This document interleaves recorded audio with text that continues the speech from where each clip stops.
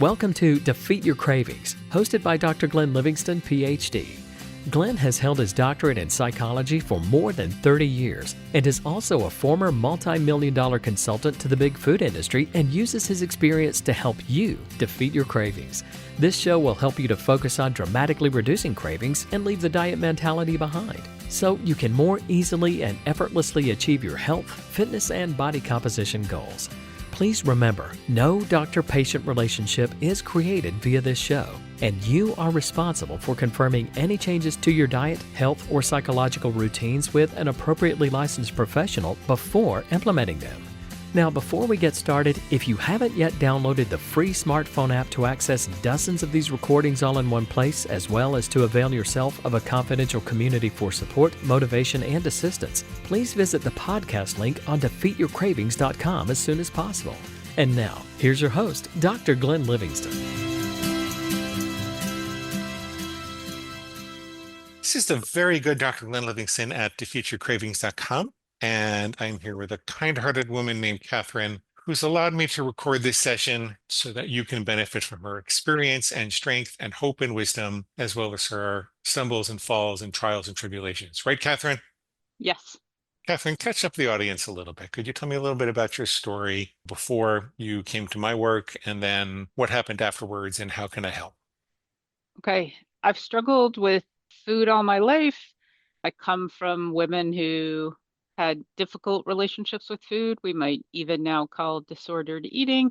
It seems to alternate overeating and versus restricting. I set up patterns in my childhood of eating for comfort. My mother, from a very good place, tried to help stem some of that overeating, but I think I interpreted that as a child in control. Food became like an independence control, sneaking food. By my late teens, at least, I was obese, also was very inactive. In my 30s, I lost weight. I got down to overweight, struggled again after that, and then recently had some success with intermittent fasting, losing weight, getting back down to kind of probably that same set point in the middle of the overweight range, but not healthy. And then I had some health challenges. I had to have my gallbladder removed, but it was a rare case. So I had a lot of GI distress related to that. And then I have ongoing ankle and hip problems. So I was also inactive. Once my gallbladder was removed, any control I thought I developed around food, or I thought I had better satiation signals, I didn't. I think that was just the physical discomfort of eating when the gallbladder was inflamed. And the cravings came back with a vengeance. So that was March 2024. I've been struggling ever since. I bounced around before finding you, disordered eating, on emotional and binge eating kind of treatment. But intuitive eating is really scary to me as someone who hasn't had a lot of control around food. I went back to intermittent fasting. I could fast, but I wasn't experiencing success. So I think, like others have mentioned, I think it, for the first time, set up a bit of a binge and restrict, or restrict and then binge sequence. I tried sugar food addiction, like cutting out sugar, but that kind of abstinence didn't work for me. I'm stuck in this dilemma where I'd love to just to be able to decide that I want to be able to moderate around my challenging foods, and that's it.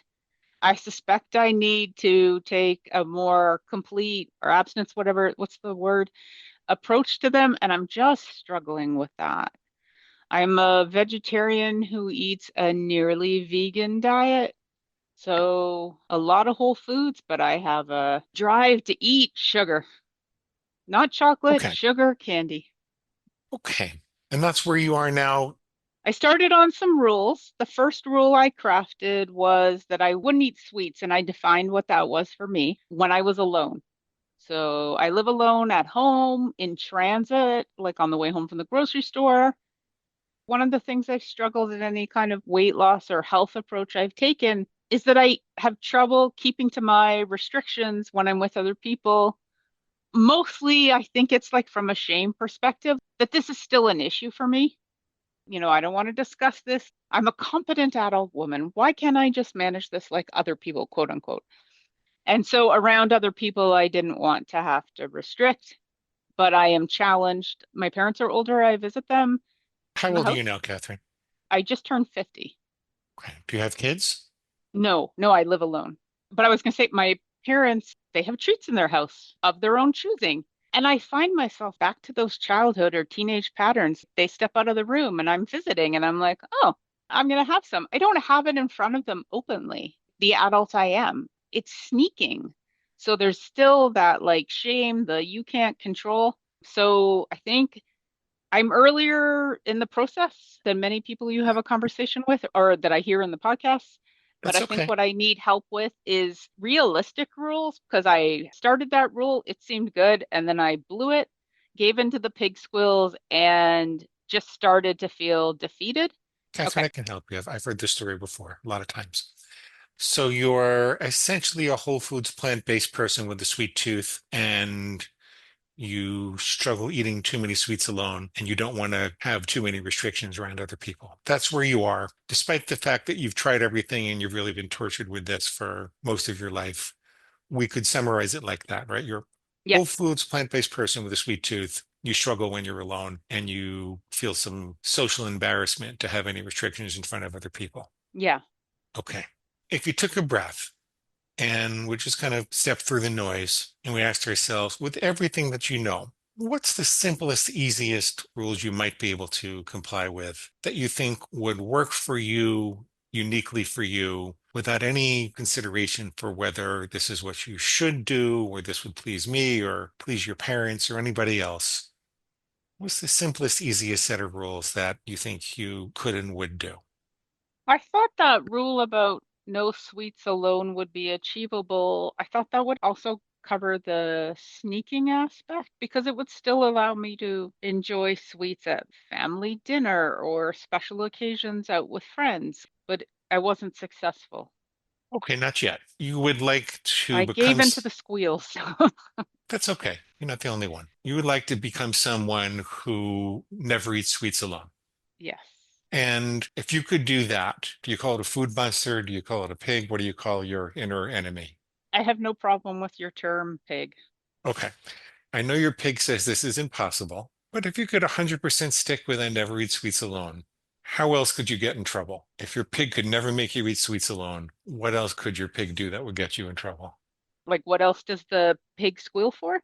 Yeah, if you didn't have sweets, is that enough to protect you? If you never had sweets alone? The rule I tried to follow before was just don't bring them into the house. You know, there's that thinking you make the decision once at the store and you're not making it repeatedly when the sugar or what food or whatever is in the house. And I've had some success with that. But then in the past, I found myself raiding the baking cupboard, looking for dried up raisins, anything, because there's the compulsion for something sweet and snacky Mhm. and just been aghast at like, oh my God, those are like last year's shriveled up raisins. They need to be thrown out. Like, what are you doing eating them? So that would be a compliance issue. And you're not the only one who's eaten raisins from 1962. I can show you if there's anything embarrassing you've done with food, I've done that also. So, so we'll get to that in a little bit. I just want to make sure we have the right bullseye to aim for.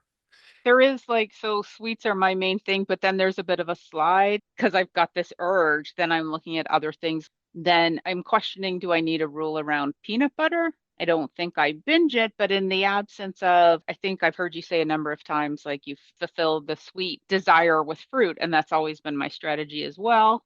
I would like to be able to have peanut butter in the house, like natural, just peanuts, peanut butter. But Mhm. I find myself in the absence of sweet, oh, I'll have peanut butter with apple, which seems okay. But then I'm like, Symptom substitution. yes, yes, Yeah. So you wouldn't choose to binge on peanut butter if you could find donuts, but peanut butter candy. and apples. Yeah. Do you think that you should have a limit on peanut butter when you're alone, or should you eliminate it entirely? I was trying the rule that I could only have it in things. I have it in the house to make sauces, Hmm. or I could have it on fruit, but that I couldn't scoop it out of the container. And I kind of also need a rule about like no eating at the counter. Okay. So you'd never eat peanut butter by itself, and you'd never eat standing up? Yes, many people suggest that rule. I see the virtue in it, but as you're seasoning your food, you want to try it, which That I'm okay with, but then sometimes, like last night, my soup was taking longer to heat up, and I started eating the salad. I mean, I'm just eating what I'm going to have for dinner at the table, but that's a bad behavior pattern for me. So I had to physically take the salad and put it on the table so that I couldn't snack while I was waiting for dinner. I know it sounds a little weird and awkward, but inserting a pause that interferes with the automaticity of things, because that's, 80% of the problem is we automatically do everything. So if you have to sit at the table to eat something, then if you need to season it, you go take the seasonings and the salad to the table and you try it over there. Feels a little weird, but we live in a weird world when it comes to food, and we have to do some weird things to fight the craziness that's going on. There are things in peanut butter, by the way, that make it almost impossible to know when you're full. You're climbing a tall mountain. So if you never ate sweets alone, you never had peanut butter by itself, and you never ate standing up, would that protect you? It wouldn't be everything, but it would be a very good start. You would be 80% of the way there. Yeah, Okay, and then we could work from there. yes. Okay, so just take one more breath and just be sure. I never eat sweets alone. I never eat peanut butter by itself, and I never eat standing up. I think it's somewhere to start. I think every process is iterative. I like that word. Okay. I've struggled all my life. These would be ground shifting rules if in a year I was complying with them. Okay. Do you know how to define sweets? Because there's a little ambiguity in the word itself. I had to find it candy, chocolate, cookies. I wrote it down for Okay. myself in my rule. For the purpose of the rule to not list everything, I just put sweets, but I had below the rule, like I had a footnote. Okay. If you run into trouble with that, I found that defining it inclusively works better than exclusively. Okay. So So I what might would be say, an example? oh, the only sweet taste that I eat are whole fruit and berries, Okay. or whole fruit berries and stevia, or whole fruit berries and 1 teaspoon of sugar in my coffee, or whatever you're going to do. But just write down what sweet tastes are okay, and that way you know that everything else is not. In this next part, you don't have to commit yet, but I want you to know your pig is going to fight me tooth and nail because it doesn't want you to see what the future really holds for you if you were to 100% comply with this. So I just want you to be aware at every turn the pig is going to say, this is never going to happen. Tell me anyway. I know the pig says this will never happen, but what if it did? What if you could comply with these rules for a whole year? You never had sweets alone or peanut butter by itself, and you never ate standing up for a whole year. What would things be like? What would be different in your life? I would no longer feel the need to hide what I eat to reward or to comfort myself with food, I think. So let's see if we can say that in the positive. So let's start with the first one. So I wouldn't feel the need to hide what I eat. What we could say in the positive would be, because we want to paint a very positive picture of the future. So you could eat with your head held high, proud to have anybody see you. What was the next one? Eating for comfort. Yes, that I would no longer eat for comfort or reward. Okay, so how would we say that in the positive ways? I would find more positive ways to comfort, reward, and self-regulate. Such as, give me some examples. What would you be doing if you weren't going to food for this? Going outside for a walk, but I need some for when my ankle is bad.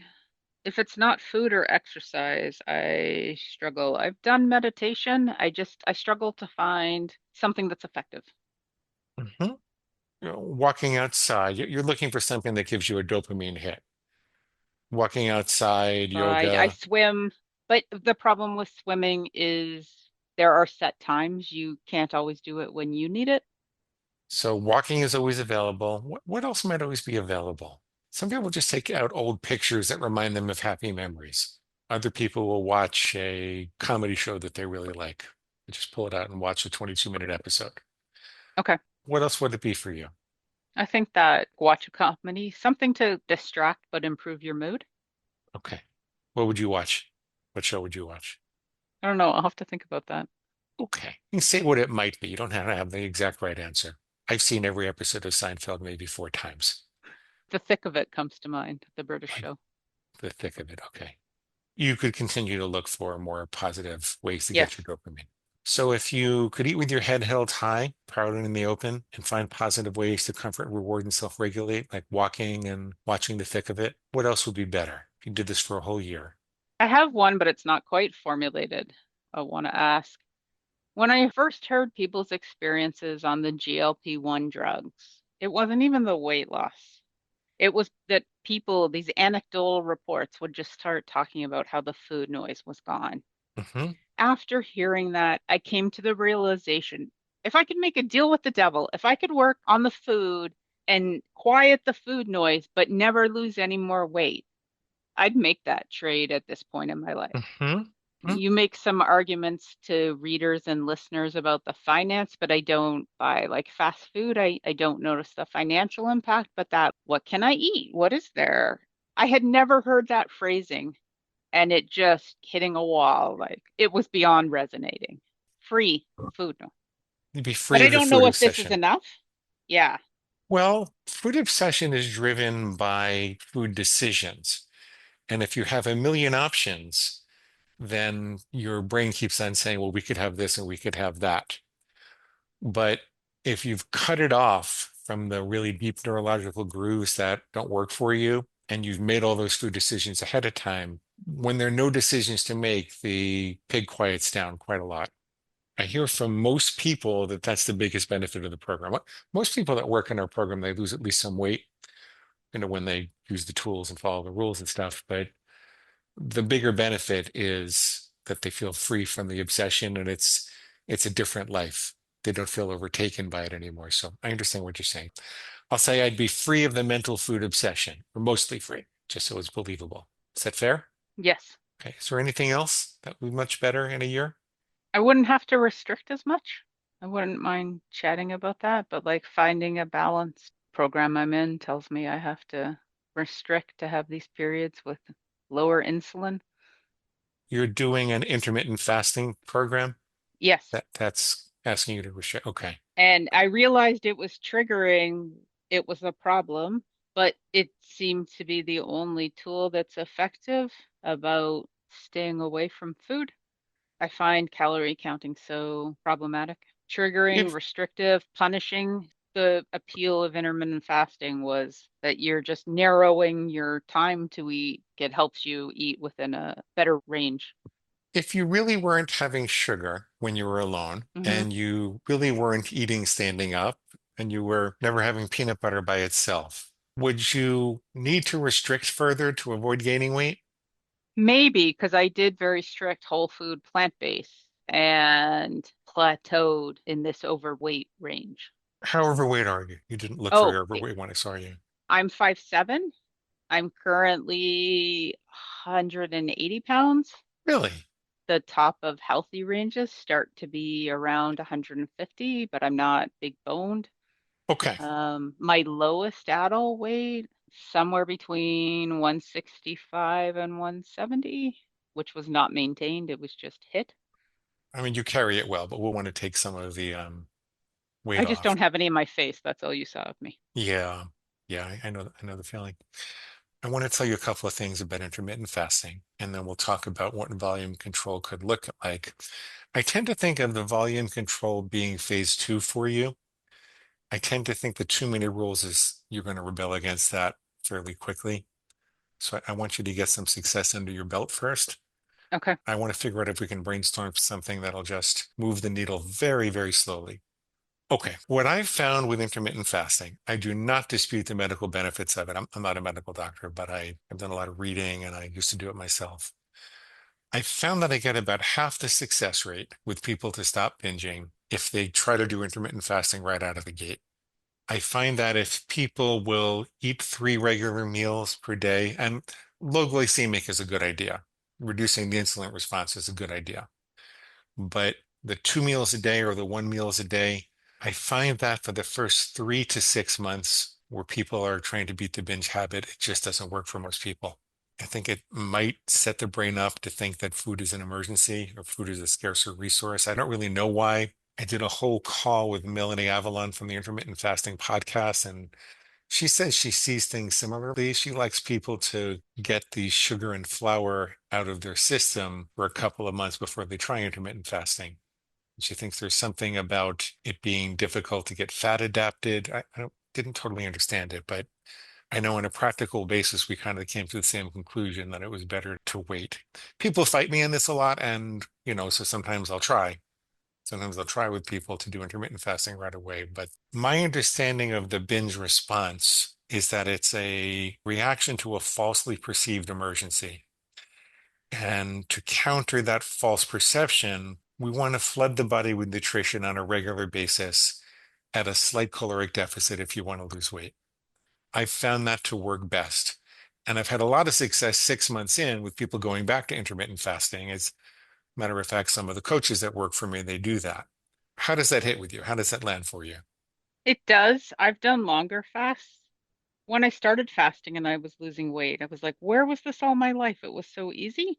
As soon as the weight loss slowed significantly or stopped, then the squeal starts like, why are you restricting? Why are you doing this? You're not having any success. And then there's a one meal a day, which I can maintain without difficulty, but it has its drawbacks, apparently can impact your metabolism. You might as well just give up. That was the main squeal of my summer. Why bother? And I put on a little more weight. I'm afraid of intuitive eating, but I take your point. You have that section in the book. I think I need to at least start with the rules and 2 meals a day. Do you tend to make mistakes in the evening at the end of the day? Yes, I can easily skip breakfast. If I'm busy working, I work from home these days. I'm good. Would you consider if you're going to have 2 meals a day, having breakfast and, some late afternoon meal or dinner, or do you really need to skip breakfast? I don't. I think my personal preference would kind of be a brunch and a dinner. With the fasting, I've tried breakfast and lunch to not eat in the evening, but to me, that's the same restriction as completely fasting through the day. Got it. What is So if that? you had brunch, like maybe around 10 or 10:30, and then you had dinner, that would Yes. work out. Okay. I'm going to have a 2 meals a day. I'm going to put it in as a guideline rather than a rule. Do you know the difference? Yeah, rule is 100% in compliance, or that's what you're aiming for. Yeah, and a guideline Yeah. is just a reminder of that's your North Star. That's the direction you're aiming. The reason you want to do this is so you could hold your head high while you eat in the open, so you can comfort yourself, reward yourself with walks and comedy, and find other healthy ways to reward yourself. Sounds like a big motivation is to get free of the mental obsession and also free of the need to restrict. That's why you want to do this. Yes, and then health. Do you want a Sure. fuller why? When you explore this stuff in your 20s, especially with women, there's a whole lot of body image and attractive, but I guess the gallbladder issue started as a more serious health concern. Turning 50, watching my parents age, they're aging quite well. It's become more about health and longevity. I have some musculoskeletal issues that excess weight will not help. Okay. Okay. In the interest of time, I would like to know more details about that, and I would like you to expand on that for yourself. But in the interest of Okay. time, I'm going to move on. This part might be a little uncomfortable, but if you were not to do anything, if you were to just kind of let your pig roam free, what would happen in 5 years? My weight would continue to creep up. I'd cross back into obesity like I have in the past. It makes mobility challenging for me. Do you have any other health issues? No, Like you're not worried about diabetes or heart attacks or anything? I'm not immediately worried about diabetes. Okay. Do you want to commit to these three rules and a guideline? Never eat sweets alone, never eat peanut butter by itself, never eat standing up, and 2 meals a day. Yes. Okay. So then let's give your pig a chance. I'd like to know all the reasons it says you can't do it, but I think we probably have time to cover three of them. So give me the three main reasons that your pig says that you can't or you shouldn't or you won't be able to do this. Like many people, the you've tried before and fail. Mhm. So you always Patience. will. Yep. You couldn't, so you can't, says the pig. Yes. Why else? Kind of you deserve this and one treat won't be a huge setback. You can manage it. Okay. Why else? Sweets are on sale. Oh, I okay. went into a British import store to get my mother a special like British chocolate advent calendar, and then they were like, oh, there's stuff I haven't had since my childhood that they've imported. Oh, Mhm. So there will be an irresistible opportunity. yes. Calls and the opportunity presents. That sounds so lame. That's okay. These usually sound lame when you say them out loud, but it holds a lot more energy in your head. So you're going to have irresistible, scarce opportunities you have to take advantage of. Is there Yeah, one more? I hadn't worked through these as much. Okay, let's work on these. So your pig says you've tried before and failed, so you always will. Therefore, it's not even worth trying. What's the problem with that reasoning? If you know that the pig wins with a half truth and a bigger lie, Yes. where's the half truth and where's the big lie? You'll have to help me frame this because I always think, well, you won't succeed if you don't try. It's like Wayne Gretzky said, you miss 100% of the shots you don't take. Yes, I have failed, but I have had some successes. I don't know, and I need to keep plugging away. I need your help with framing that. The path to success goes through repeated failure for most worthwhile things in life. When children learn how to walk, they fall down and get up and fall down and get up until they stay up. Same thing when they learn to use the potty. They make all kinds of mistakes along the way. And when you look at the evidence, people who lose weight and keep it off have had more attempts behind them, not less. What the pig is actually doing is pointing out your resilience. This is a game you have to stay in until you win. The name of the game is staying in the game until you win the game. And I And you, know, like, from a mindset perspective, you need to think about when I achieve this, what will it look like 100% compliance, but I would be improved with 50% compliance. Mhm. Like even if it were true that you could never get to 100% compliance, and that's a squeal, but even if that were true, does that mean you should just lay down and forget about it and put on a feedback? You No, still, right? yeah, You still have a much better life if you keep trying. yes. I'm not saying this in a permissive way, but even if you broke your rules once a month, that's only 12 times a year. That's a whole lot better than I'm currently achieving. You'd be having 95% of your meals on plan. Yeah. Yeah, that's how you want to look at it. Your pig says you deserve a treat and it won't be a huge setback. You can always manage it, make up for it later. What's the problem with that line of thinking? That it seems so true in the moment. Hmm. Well, why isn't it true? I have hard evidence that that is not the case many, many times because I'm Yeah, reminded mentally and physically how much I like this, the dopamine hit I get from the sweet. it's never just a little. Your pig says you can have a little treat, but it's never just a little. Even if it was, there's a difference between making intellectual decisions about your important food choices versus impulsive, whimsical, or emotional decisions about your important food choices. It's a different way of life. You know, you've told me you've done this for decades, you've tried a million different things, and you are where you are. You don't want to live that way of life anymore. You want a different way of managing your food. And you told me that you feel very rebellious about it sometimes if anybody tells you what to do. Well, here's a system where nobody's going to tell you what to do. You decide on your own rules. But the one thing that you're going to do is stick to whatever you commit to, because then you know you can trust your intellect. You can use your intellect to get to where you want to go. Otherwise, you're putting the pig in charge. It's the difference between being the pig's master or being the pig's slave. That one little bite makes all the difference. One bite is a huge difference because it's a difference between being the pig's slave or being the pig's master. Does that make sense? Yes, the ultimate goal is to get the pig to quiet down and to pipe up less. Hmm? What about when the pig says that sweets are on sale, or this is the only place you can get them, or you're on vacation, or it's some other scarce opportunity, so you have to binge now? Well, it's not true. It's not the only opportunity. And I guess if I really wanted them, I could take them with my rule. I could have them in front of other people. Hmm. Right now, that would be risky, but I bet I'd decide if I couldn't eat them as I left the store on the way home or as soon as I got home, that it wouldn't be worth buying them. Like if Hmm. I had to wait like a full week before I could eat them and then I had to open my treat in front of people, it would make me realize the impulsiveness. You could plan it out if you wanted to, and I guarantee you it's not the last time sweets are going to be on sale. And if you made it your business to hunt down some chocolates or other sweets that were at a good deal, I bet you could find them. I can't imagine with 8 billion people on the planet that there aren't some vendors that have sweets on sale every moment of every day. And you can have them if you really want to, just not alone. How confident are you can stick to these rules?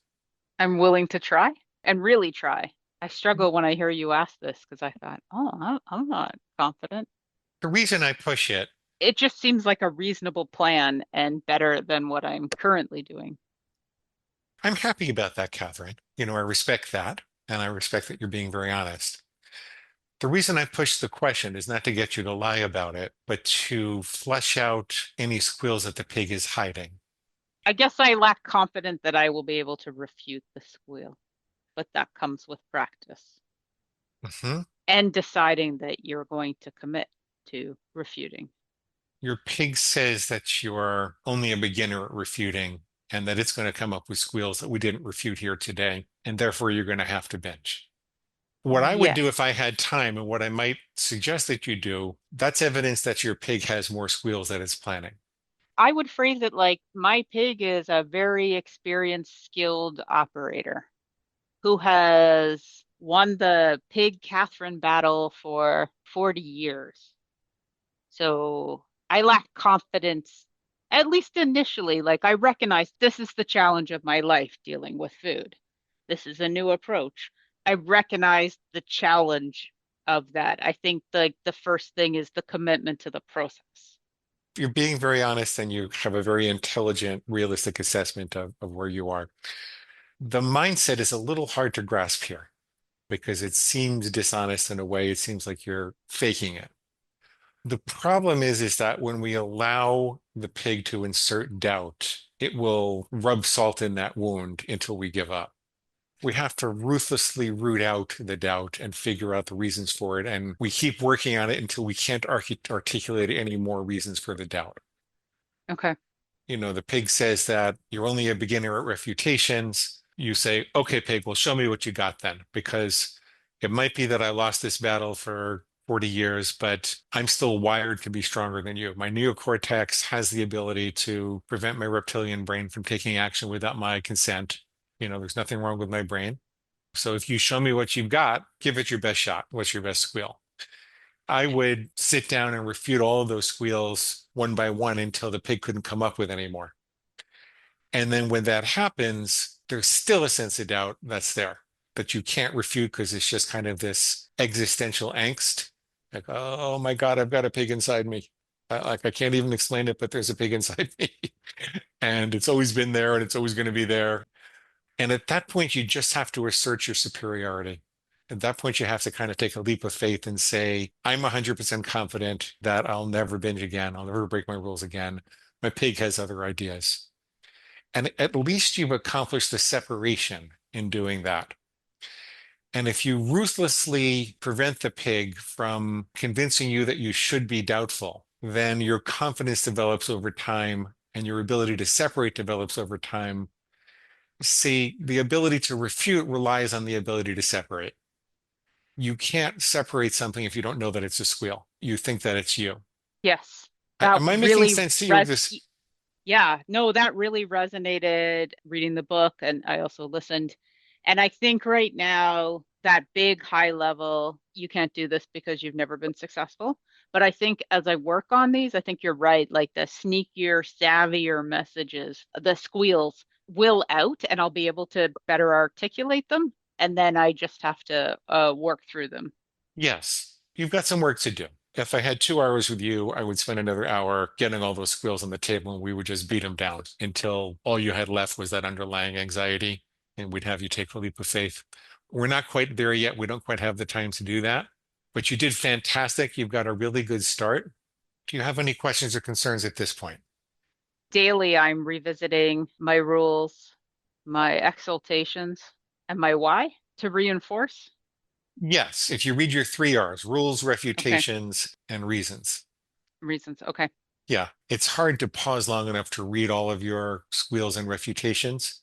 If you can manage to do that for a couple of weeks to get started, it'll make a big difference. But eventually you'll just have your most serious squeals that are actually actively bothering you, and you save the rest in another document in case they bother you again. It works especially well if you read it before you eat. If you read those every time before you eat, because then the food reinforces those thoughts. Okay.